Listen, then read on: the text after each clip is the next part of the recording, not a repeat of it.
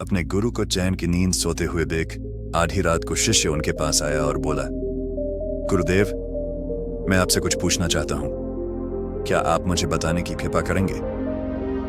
गुरुदेव उठे और बोले, हाँ, बेशक पूछो, तुम क्या पूछना चाहते हो? मैं देख रहा हूं कि तुम कुछ दिनों से काफी परेशान से लग रहे हो। उसने गुरुदेव से पूछा कि आपकी इस चिंता मुक्त जीवन और आपके चेहरे पर इस असीम शांति का राज क्या है? मैं जानना चाहता हूं कि आप हमेशा खुश कैसे रहते हैं। क्या आपको कभी चिंता नहीं होती या आप कभी दुखी नहीं होते? आप ऐसे चिंता मुक्त कैसे सोते हैं? गुरुदेव ने बोला, अब मैं तुम्हें जो बता रहा हूं तुम उसे ध्यान से सुनो, और ये चीज रात को सोने से पहले ठीक 5 मिनट के लिए तुम्हें करना है। उसने पूछा, गुरुदेव, आखिरी रात को सोने से पहले ही क्यों, और आखिरी 5 मिनट तक ही क्यों करना है? गुरुदेव ने बोला, तुम मेरी बातों को ध्यान से सुनो, क्योंकि यह बातें तुम्हारी जिंदगी बदलने वाली है। रात को सोने से पूर्व 5 मिनट तक तुम अगर इस काम को करोगे तो तुम्हें जिंदगी में हर वो चीज मिलेंगे जो तुम चाहते हो। धन, दौलत, शौहरत, असीम शांति और खुशियां सब कुछ तुम्हें मिलेगी। लेकिन इसके लिए बस नियम यही है कि तुम्हें यह काम करना पड़ेगा। उसने बोला, जी गुरुदेव, आप जो बताएं मैं उसे करने की जरूर कोशिश करूंगा। उन्होंने बोला, ठीक है, फिर तुम मेरी बातों को ध्यान नहीं सुनो। आज मैं तुमको मस्तिष्क के असीम शक्तियां के बारे में अवगत कराने जा रहा हूं कि तुम्हारे दिमाग के पास कितनी शक्ति है। मैं अगर तुमसे कहूं कि इस ब्रह्मांड की सबसे महान और सबसे अनमोल और शक्तिशाली तज अगर कोई वस्तु है तो है तुम्हारा दिमाग। काम करने के नजरिए से हमारे दिमाग के 2 भाग होते हैं, conscious brain and subconscious brain. Conscious brain का यह हिस्सा हमारे कंट्रोल में होता है। हम जागते हुए जो भी देख, सुन और समझ पा रहे हैं वह कॉन्शियस ब्रेन की वजह से ही हो रहा है। जब हम सो जाते हैं तो यह भी सो जाता है। सबकॉन्शियस ब्रेन का यह पार्ट हमारे कंट्रोल में नहीं होता। जब हम सो जाते हैं यह तब भी जगता है। सपने आदि इसी की वजह से आते हैं। चेतन मन और अवचेतन मन को एक उदाहरण द्वारा समझा जा सकता है। जब भी कोई व्यक्ति पहली बार साइकिल चलाना सीख रहा होता है तो उसे साइकिल को ध्यानपूर्वक नियंत्रित करना होता है। शुरुआत में वह संतुलन नहीं बना पाता और थोड़ा डरा हुआ भी रहता है। लेकिन कुछ दिनों बाद जब वह साइकिल चलाना सीख जाता है तो अब उसे साइकिल को नियंत्रित करने के बारे में सोचने की भी आवश्यकता नहीं होती।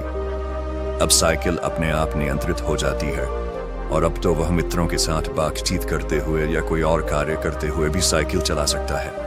ऐसा क्यों होता है? शुरुआत में जब व्यक्ति पहली बार साइकिल चलाना सीख रहा होता है तो वह अपना चेतन मन, कॉन्शियस माइंड इस्तेमाल कर रहा होता है। लेकिन जब वह बार बार साइकिल चलाने की प्रैक्टिस करता है तो अब यह अनुभव उसके अवचेतन मन में संग्रहित, स्टोर होने शुरू जाते हैं और धीरे धीरे अवचेतन मन चेतन मन की जगह ले लेता है। हमारा अवचेतन मन एक ऑटोपायलट सिस्टम की तरह है जो अपने आप स्वचालित तरीके से कार्य करता है। सभी स्वचालित कार्यों जैसे सांस लेना, दिल धड़कना आदि कार्य अवचेतन मन के द्वारा ही किए जाते हैं। हमारी आदतें एवं रोजमर्रा के सभी कार्यों में अवचेतन मन का महत्वपूर्ण योगदान होता है। हमारे हर एक विचार का हमारे अवचेतन मन पर महत्वपूर्ण प्रभाव पड़ता है। या ये कह सकते हैं कि हम जो कुछ भी सोचते हैं या करते हैं उससे हमारे अवचेतन मन की प्रोग्रामिंग होती जाती है और फिर बाद में धीरे धीरे अवचेतन मन उस कार्य को नियंत्रित करने लगता है।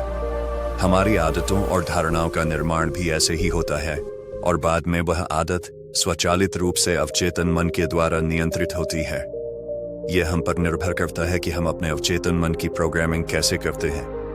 एक बार प्रोग्रामिंग हो जाने के बाद अवचेतन मन उसी के अनुसार कार्य करने लगता है, चाहे वह कार्य गलत हो या सही। चेतन मन, कॉन्शियस माइंड को विचारों का चौकीदार या गेटकीपर भी कहा जा सकता है।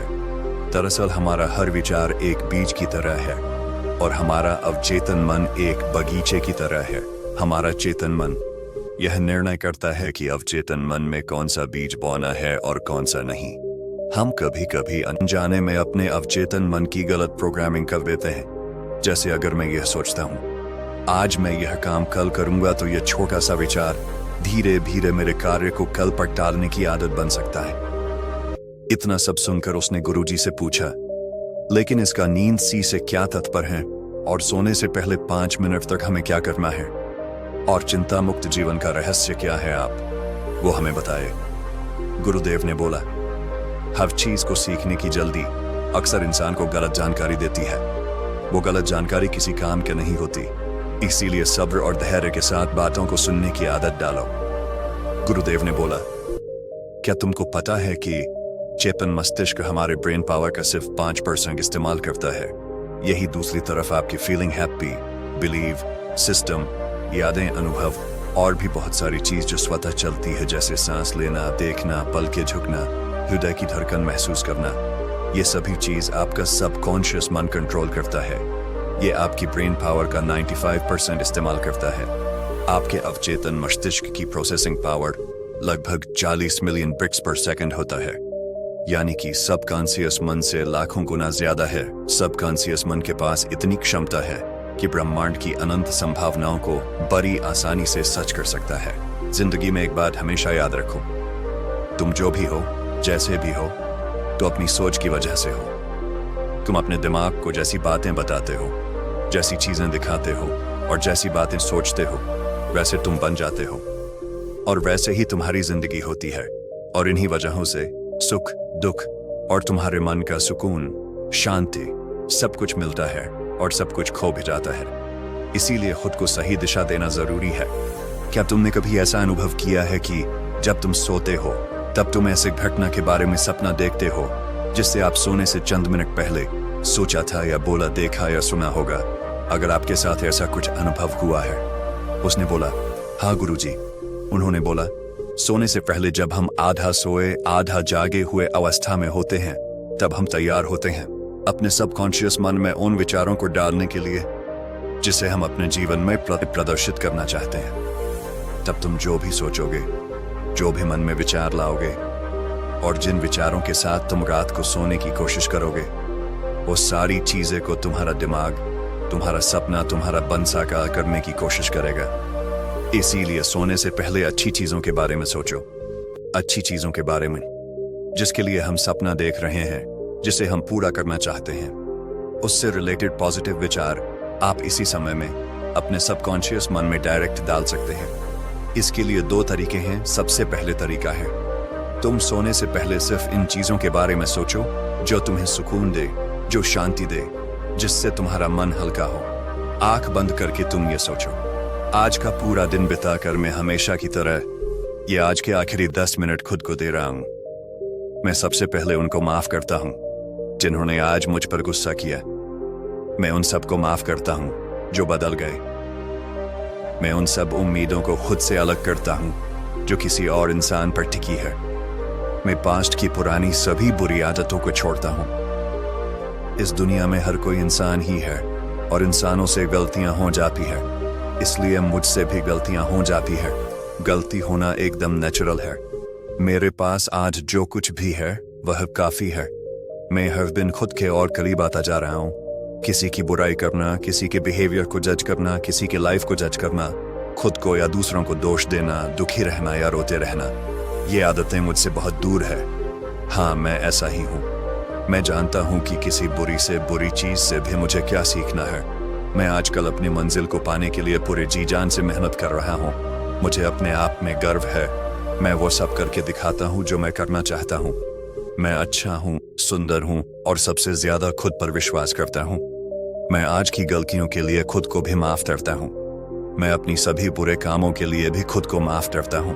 मेरे पास आज जो कुछ भी है वह काफी है।